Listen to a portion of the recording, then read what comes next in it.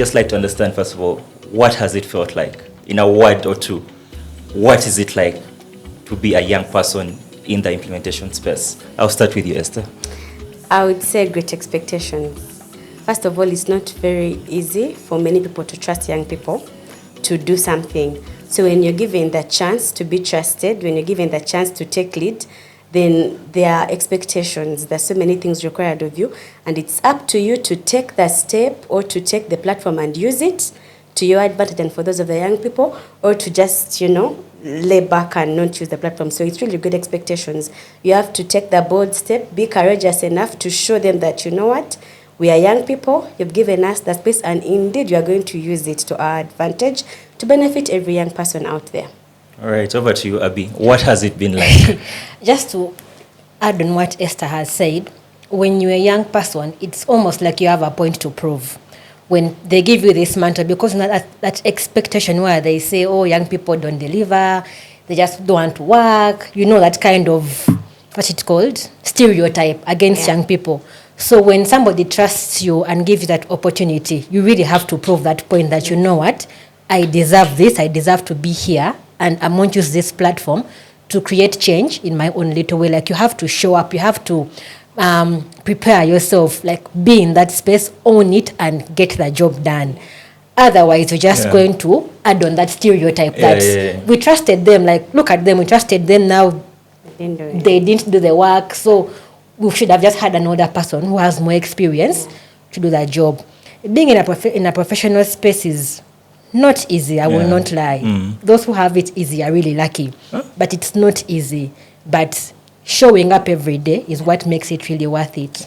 So, it's really, really interesting to see that people that have walked this journey for a few years actually still saying that there are a few things that, there are challenges. So if you're a young person who is out there, let us know in the comment section, what has it been like for you? When you were taking off as an early professional, what was it like for you?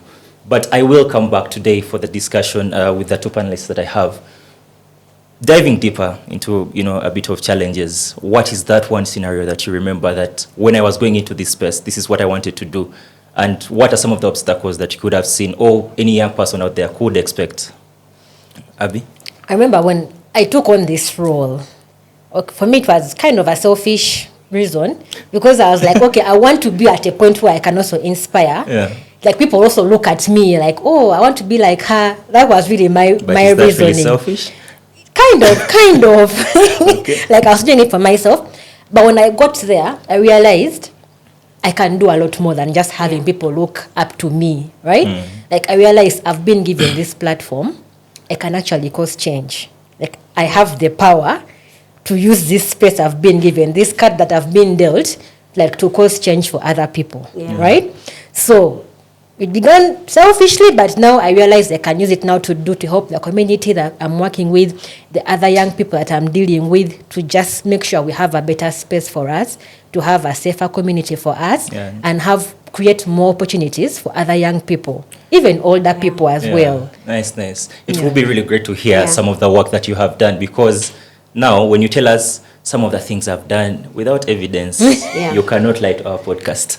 So, over to you, Esther. Actually, I think I'll start mine with a brief story. So, again, like I mentioned, I don't know if I mentioned it earlier, but I work with Uganda.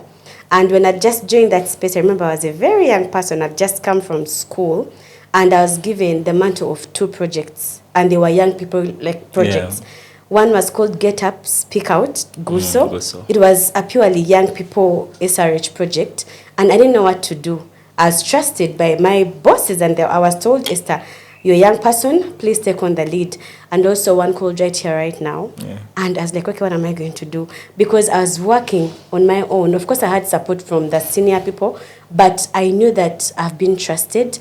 I don't know what to do, but I have to learn on the job. If I have to consult, I will consult those who have been there, but I have to do it. So I was under some kind of pressure, but I had to tell myself, Esther, you can do this. I remember getting the grant documents, and I had to read the entire project to understand what do they expect from me. And then I was given all these platforms to go for all the different meetings, both national and actually regional. And I promised myself that I promised to actually do my best when I was doing this. So I remember getting into this very first meeting where I met fellow young people, and everyone was, like seeming to be very, like they've done this before, and I hadn't done it before.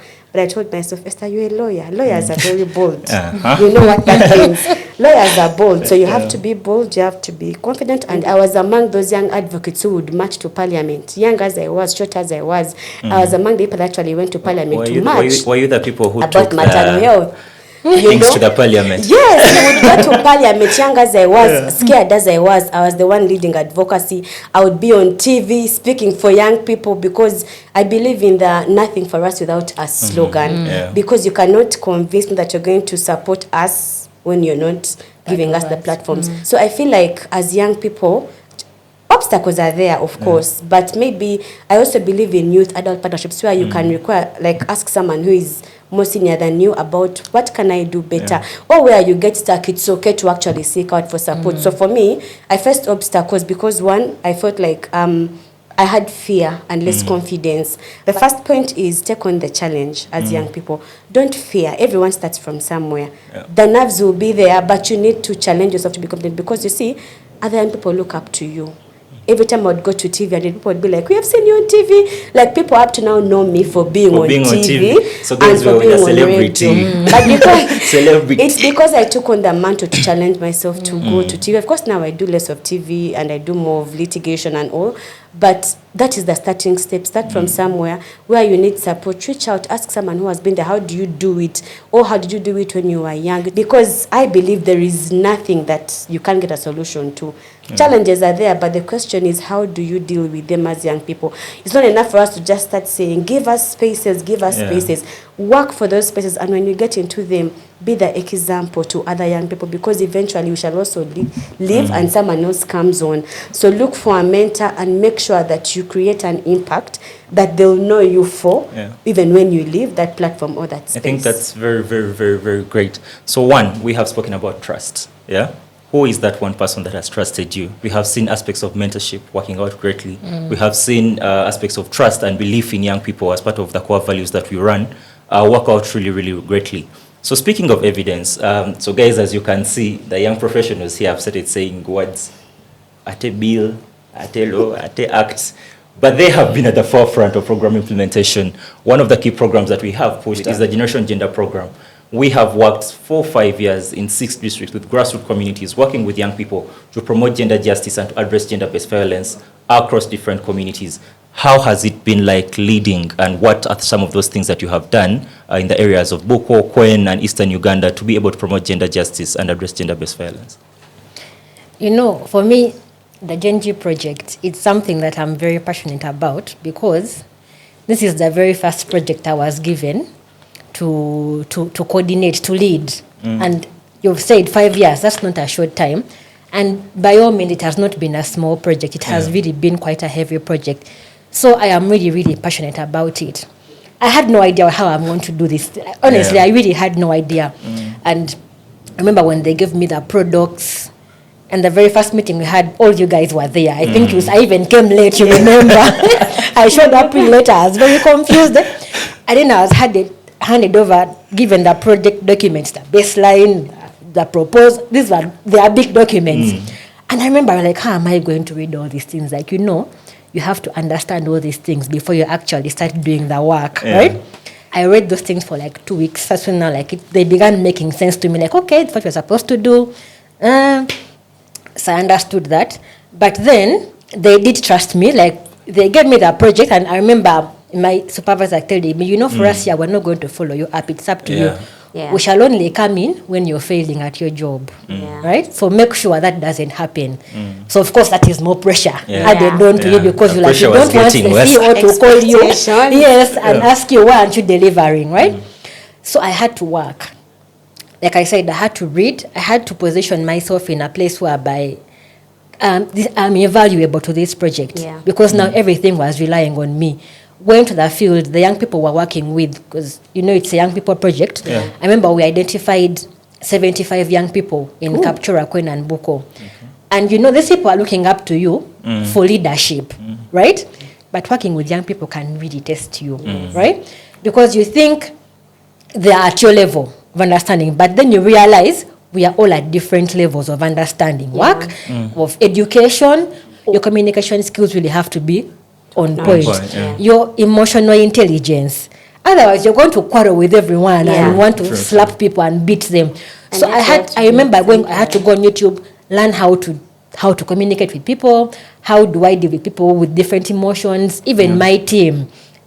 The experience has not been bad. For me, it has really been a learning experience. I have honestly grown. The lessons I have learned from the different young people in the communities these are things that was never taught in school. I have learned from these people the passion that they have had, the zeal that they have had to do the work that we have been doing. It also rubbed off onto me. Like all of us now became really, really passionate about this work because we knew this is our end goal. Like we have been given the mantle. We have to utilize it well. And I can say we have had so many beautiful results. I know we shall delve into that later, but I can say we have had so many beautiful results. But it's because somebody trusted us to lead, make sure I get the job done, and I also did not disappoint, I believe. All right, thank you very much for sharing with us a bit. So Esther, over to you. I know we have had a similar structure working in Iganga, Namutumba, and those areas to promote gender justice and to address gender-based violence. How has your experience working with community health advocates been like? What are some of those wins that you're really proud of and you can say meaningful youth participation got us here? Are they there in the program? Or is it just... they are there. No, they are there. There's so much there. So maybe I'll start by saying that the districts where we have been working, part of them, Iganga, Namtumba, are two of the districts that have had or used to have high rates of gender-based violence. And now it was time for us to trust other young people in those districts to see what can they do and how far can they go to create the change or to bring about the GBV-free society. So this is how we get our community health advocates. These are young people in the districts in Iganga and Namtumba that we decided to work with. So someone could ask, how did we get them? We actually had to do a baseline to ascertain, who are we going to work with and how well do they know about GBV. So we had to do a baseline, and first things first, we had to get our young people on board. Now, this is the thing. These young people, you're going to get them. They're all from different walks of life. They've been doing different, maybe, areas of work. And you're bringing them together and telling them, hey, young people, we have this main issue, which is gender-based violence. And for these 5 years, we want to fight hard, put our hands together, put our heads together to see how we can reduce the cases of gender-based violence in Iganga and Namtumba. So we started our journey by capacity building them, like trying to train them, giving them knowledge, about what is gender-based violence, about the laws and policies applicable, about the referral pathway, and also taking steps to teach them or to tell them who do you report to and how do you work with them. So we capacity built them, but also we made sure in order to create our change, we had to, because they're working with district structures, there is someone in the district who is responsible for ensuring that in case a culprit or a perpetrator of gender-based violence commits a crime, they follow it up to make sure that actually the person or the survivor accesses justice. So we had to interlink our young people to make sure that they have a connection with the duty bearers, with the police, with the probation officers, with the COW, the RDC, the key people in the district who are going to help them. And trust me, that really worked magic, because as we speak right now, even as Genji is ending, these guys already know these people. They know the offices. In Iganga, for example, they actually created a particular office for the young people where they go and sit with the DCDO. Like they have a space in the DCDO's office. It's where they even go and sit and support the DCDO to be able to follow up cases. Police trusts them, or even the district leaders trust them, because they know if Esther comes, if Abby comes, it is Abby who is following up the other case, or it's Abby who reports or brings cases to us. When we brought them on board, I kept telling myself, I'm going to have so much work because I have to teach them to maybe be like me or to follow up cases like me. But I was so shocked at the zeal, the passion. Honestly speaking, when you give young people the chance, they will show you what they can do. These people, they were so excited about the opportunity. Whereas to us, it was more of, we are supporting you. For them, it was more of, no, this is like a platform like no other. This is my chance to go in my sub-county and let everyone know me. The chance for everyone to know me as a community health advocate. And it really did wonders. And also, we saw them taking on spaces on their own without our support. And that's the beauty about working with them, because at the end of the day, even when that project is done, you're assured that they're going to continue the work in the districts. The change came through because of their passion, because they decided to take on the matter on their own. We supported them to a particular extent, but as soon as they got the knowledge, the information, they began taking on spaces. One of them, actually two of them, always had a free airspace on one of the radios in Uganda. Nice. Yeah. So what would happen is that every Wednesday they would go and talk about, it was a free talk show on health issues. Yeah.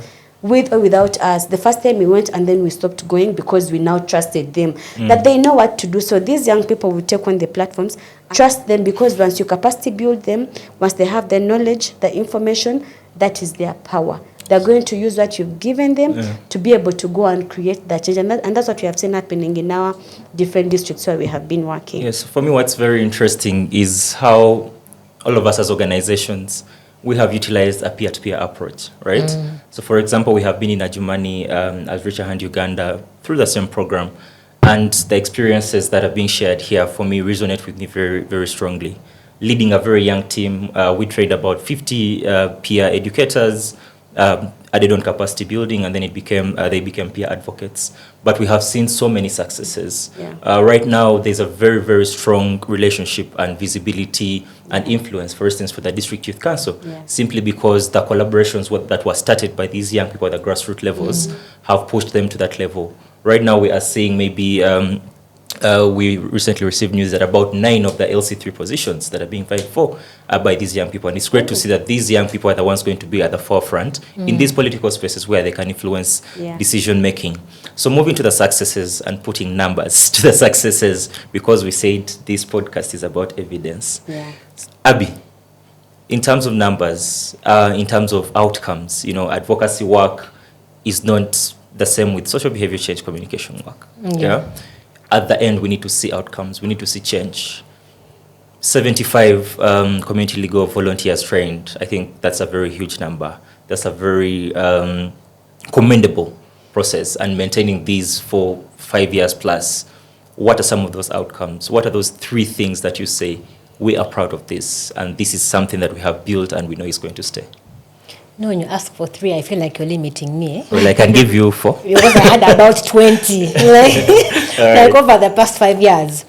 The one that really stands out the most is the work that we did with the Sabini Cultural Parliament, where we supported them, where like the young people and us supported them to amend the constitution to have inclusion of at least 2 young people representatives and 2 female representatives on the parliament. So does that mean the parliament never had women sitting in the parliament? So you know how cultural institutions are structured?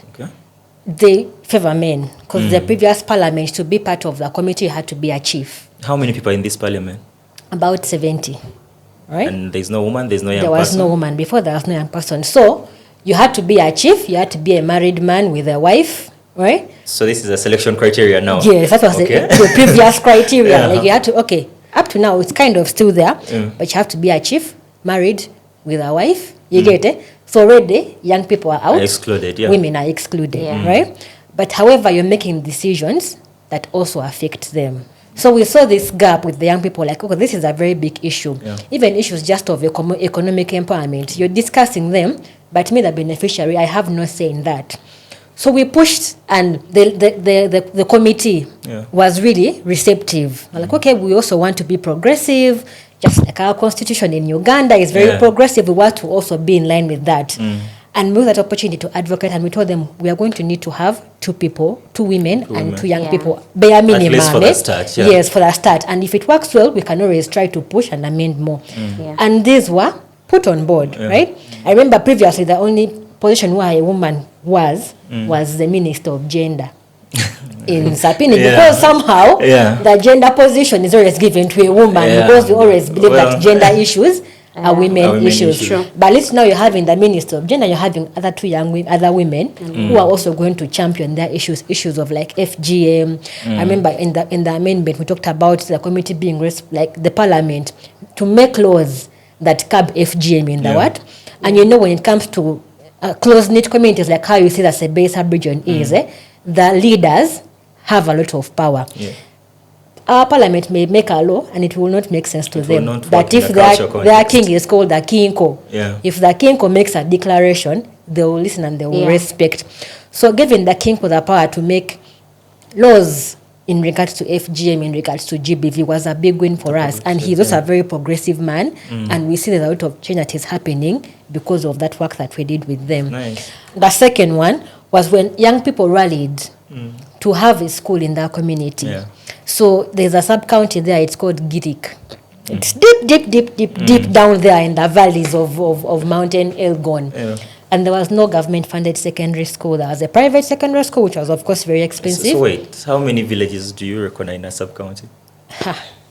About like 12 villages, 12 parishes. 12 parishes, about 20,000 people, and there's no single school. There was no government-funded secondary school. So when you finish primary school, those who had money either go to boarding school in the neighboring districts, that is Boko and then Kapchora, or you have to walk at least 20 kilometers per day to go to the nearest school. Because 20 kilometers is long. Walking. Like a marathon run. Yes. Walking and then coming back. Yeah. So I remember it's an issue that young people raised. And we're like, okay, we are going to support you. And they told them, let's write a petition. Do you know these young people moved with that petition and had everybody in the community to sign the petition that we need a school. Almost everyone signed that. We had about 1,000 signatures on that petition. Still in the same community, we had those young people who realized that for them in that community, education of boys was really prioritized more than that of girls. So a parent would rather send their boy child 10 kilometers and pay that money while the girls stay home. Yeah. After all, your purpose is to get married and bring me cows. And these young people decided to set up a structure, a school. They went to the church, they begged for space, the church gave them space, we supported them to register, and they had a nursery school, which was prioritizing girls' girl education. Of course, boys were welcome because it's a school, but the biggest number people were enrolled were girls, just young children. And they took on the matter, they were just teaching them basic English, basic skills, reading, writing, singing in English, just those basic skills that somebody needs to survive before you get to primary school. The last time I checked, they had about 150 pupils, and over like 120 are girls. They charge a very small fee where a parent can't feel like they don't charge school fees. So you just bring utilities and send portion to school for porridge and a book, and your child will study. So even if you say, me, I don't have money for school fees, you can afford Posho. See the power of young people. See the power of working with young people. Wait, I still have more. Give me some more. you know, sometimes when we are talking about successes and when we are looking at things that have been done by programs, sometimes it's harder to believe that these things have been led by young people. But I know we can go on and on around some of the successes that we have had. So, as we start building on the evidence that we have we've had over the years, so it's interesting to see that a program that was addressing gender, that was promoting gender justice and addressing gender-based violence. Establishing schools. So for you, this is, it's interesting to see that gender justice is not just a gender issue, right? Yes. It goes all the way to education. It goes all the way to early childhood development. It goes all the way to health and all the likes. So I want to come to you, Esther. Yes. I know you have worked with community health advocates and at the grassroots level, but also we have seen a lot of your work when it comes to the national level. What are some of those successes that you have seen through this program? I'm very ready to share because I feel like I have a mouthful. But just like Mark mentioned, let me just mention maybe three. Because let me just mention like a few.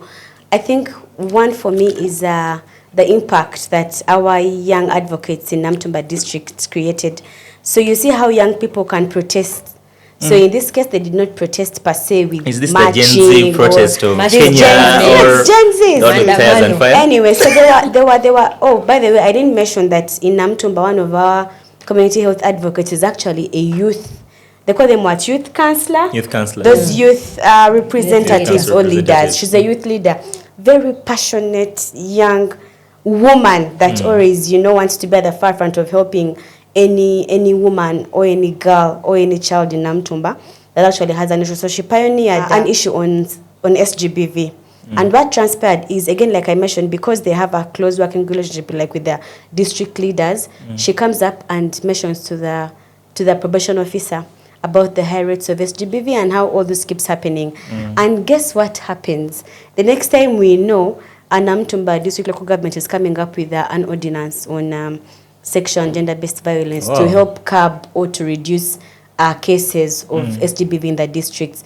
Again, if it wasn't for those young people that decided to say enough is enough, we are tired of having 3-year-olds, 4-year-olds, 5-year-olds. Can you imagine a 3-year-old child being defiled, worst of all by maybe a person who is a guardian? So they took on the mantle to see that, can we have the government, our district local government come use their power, because we all know as lawyers that yes, whereas parliament is the legislative body that has the power to make laws under Article 79 of the Constitution, that districts also have like the power to make either ordinances or bylaws that can create the impact in their districts.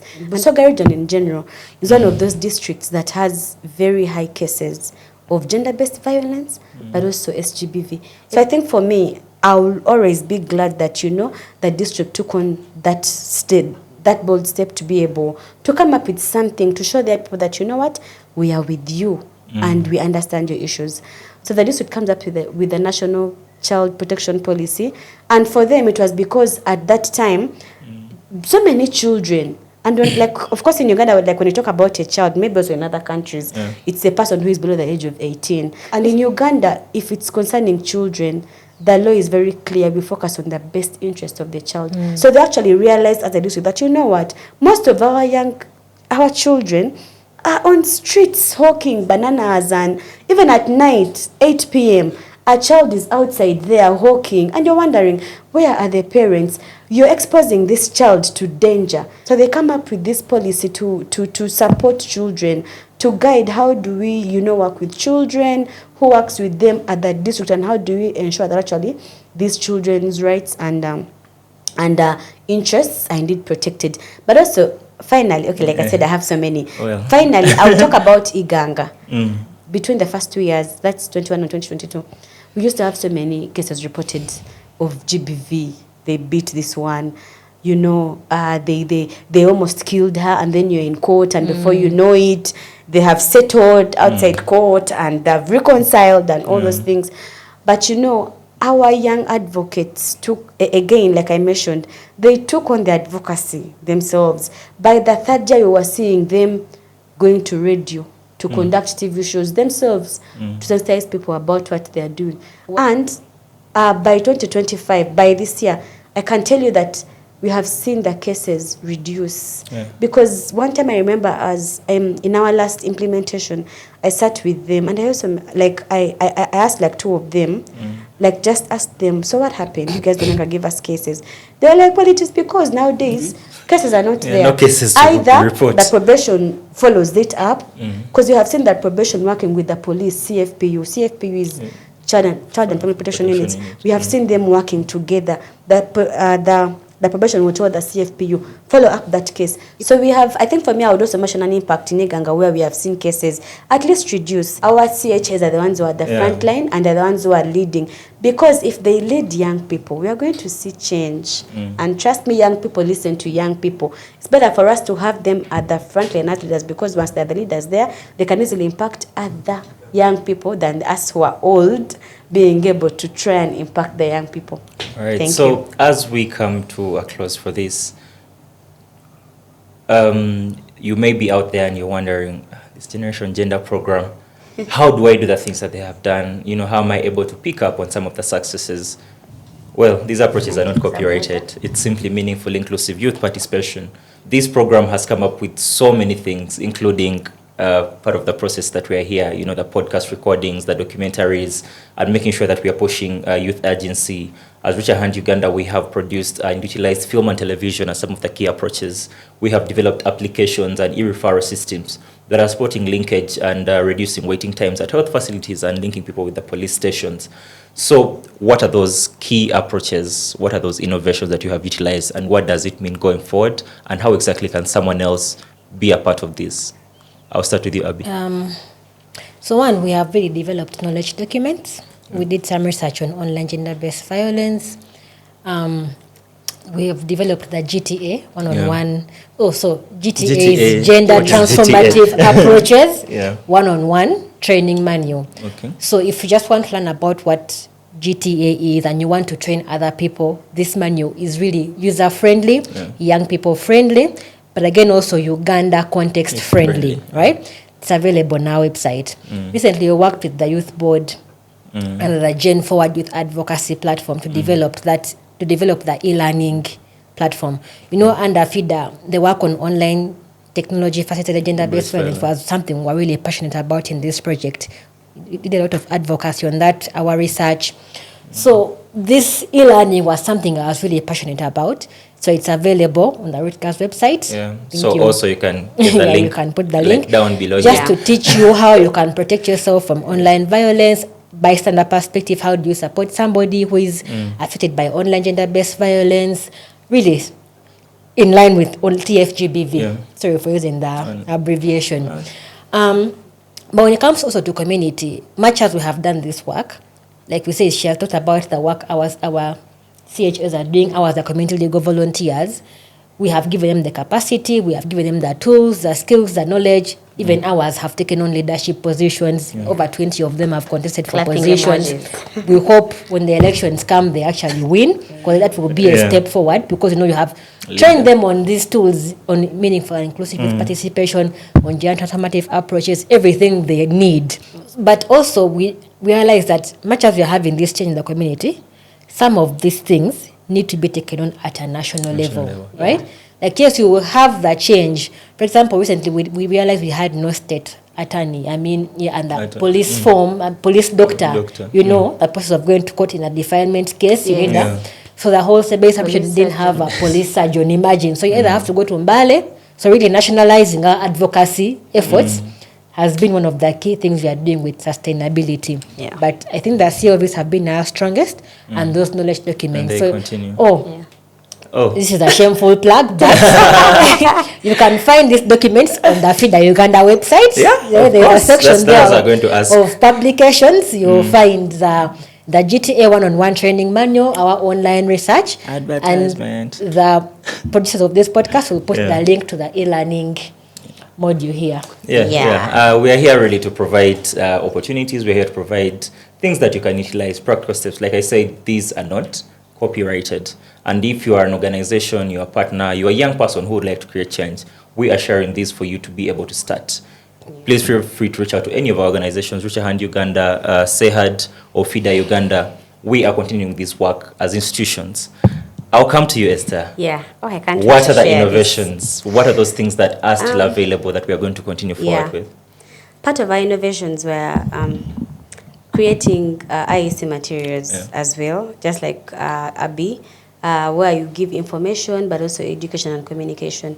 So again, we realized that there was, I don't want to call it ignorance, but there's a knowledge gap where many people in Iganga na Mtumba did not know the laws on GBV.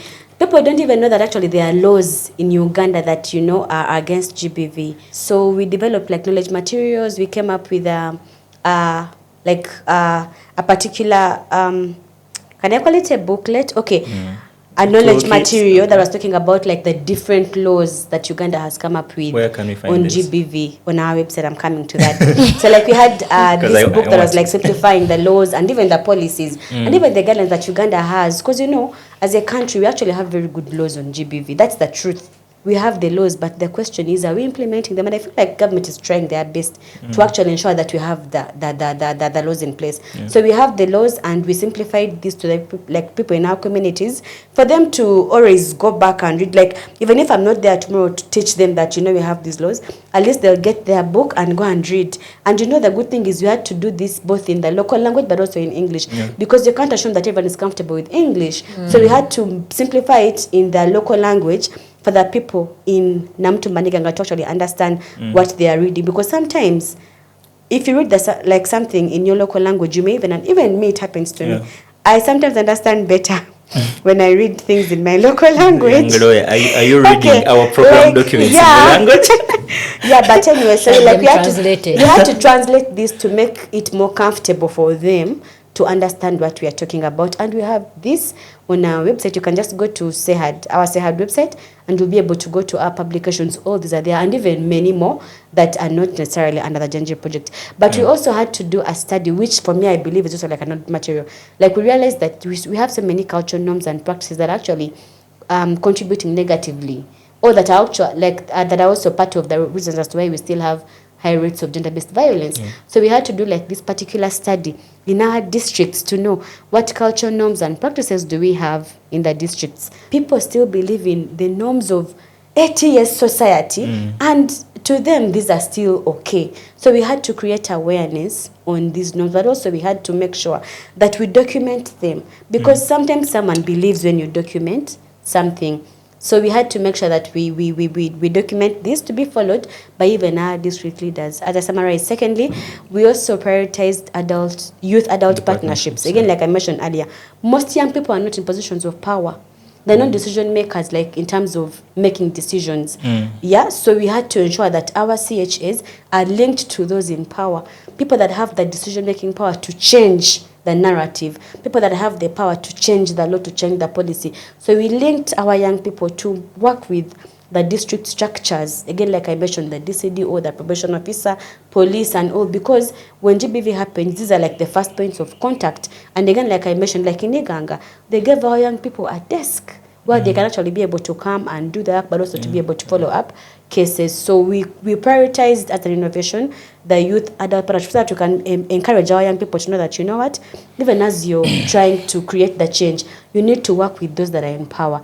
Thirdly, I wanted to talk about the national level advocacy as well. So one thing we do at SEHAD is we get the issues from the community level, and then we bring them to the national level. Why? Because decisions are made here. There are laws and policies that are made on GBV, you know. Like for example, I talked about the ordinance in Namtumba on SGBV, but that's just an ordinance which is good and can be implemented there. But if the issues that are in that ordinance on SGBV in Namtumba are transferred later to the Sexual Offences Act or bill, then to me it's going to be a milestone, because at the end of the day, this ordinance may only benefit those in Namtumba, but if you bring it to the National Act, it's going to benefit any other young person out there who is facing SGBV in the whole of Uganda or even beyond. So what we normally do is we get these issues that are happening to them in the districts, and we try to bring them to national level. How? By doing legal and policy advocacy. We get those bills, those acts of parliament, because the good thing is that in Uganda, as Ugandans, you have a chance to contribute. So when parliament comes up with a law or a policy, it's not by law or assured that they discuss and they pass it. No, they'll at least come and reach out to us, the ordinary Ugandans like me and Abby, and they'll say, please give us your what? Ordinary Ugandans. So at least like they'll reach out like and tell people in Uganda, please feel free to do what? To give your opinions, or at least they'll tell the members of parliament to go to their constituencies and receive feedback. So as SEHAD, we are very alive to what is happening in parliament, because we know anytime they are passing a law or anytime they are coming up with a bill, and it is our mandate to do legal advocacy. Another innovation was ensuring that our communities have a toll-free line. So SEHAD has a fully fledged legal aid clinic where we receive cases and handle health-related cases pro bono. Pro bono is for free. So sometimes people are scared. You say GBV is very sensitive. It is hard for someone to call and just say, or to go to police and say, my husband forced me, or raped me, or my wife raped me, or I was beaten, because it brings shame. Apparently it brings shame. So like in the communities, when you're speaking about these issues, they will tell you, we want to report, but imagine everyone knowing that my husband beat me. Imagine everyone knowing that my husband slept with my child aged 4 years. Like there are quite sensitive issues that sometimes bring stigma and discrimination in the society. So what we do is we have a toll-free line and we share it with our young people in the districts, where we tell them, let that person, if they fear to go to police, let them just call that line and a lawyer just speaks to them. That way you're encouraging them to confidently share and tell you everything without getting ashamed. Even if you're going to follow up the case at police, you support them. At least you give them that support where they feel like you're not alone. And they report to us, or they just call, and the lawyer just comes in to support and walk the journey with them to enable them access justice. Thank you very much. Yeah, so just one thing. it's very interesting. I Thank you. Eh? Well, the Yes. innovations keep coming. No, So just it's like one just last one more thing, and then one more thing. Becomes in a three minute. In a minute. One more tool, Abby. So we set up the G-Hub learning centers. I had to mention this because they are available for everyone. You can access them, Captura Essays and one in Buko. These are centers, tech and everything, where you can teach yourself about GTA and whatever. Now we have trainees, people that return to that man this to conduct that training. So if you're a CBO in Captura and Buko, you can access them free of charge and use the space to learn about GTA and GBV prevention. All right, well, folks, it never ends. The innovations, the tools, but this is just proof that this program has worked. Yeah. Right? It's just proof that some of the approaches that we have, that we set out to do, other things that we set out to do, have been impactful. Remain in touch with us, work with us as partners. All these knowledge tools, we're happy to collaborate on upcoming events, upcoming activities. Feeder offices remain available in Buko. Yeah. When Sehad is in Namutumba and Iganga. Richer Hand has a youth innovation and a hub that is in Ajumani, and all these areas and all these other knowledge products that we have spoken about. If you're not able to access, websites and whatnot, but the fact that you are watching a podcast, you probably have a way to access a website. Yeah. But if you're not able to, these products are available at those offices, and you can always reach out to us.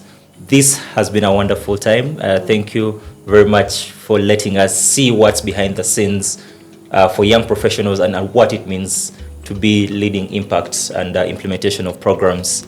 Thank you very much for joining us today. We hope to see you in the next episode. Peace. Peace out.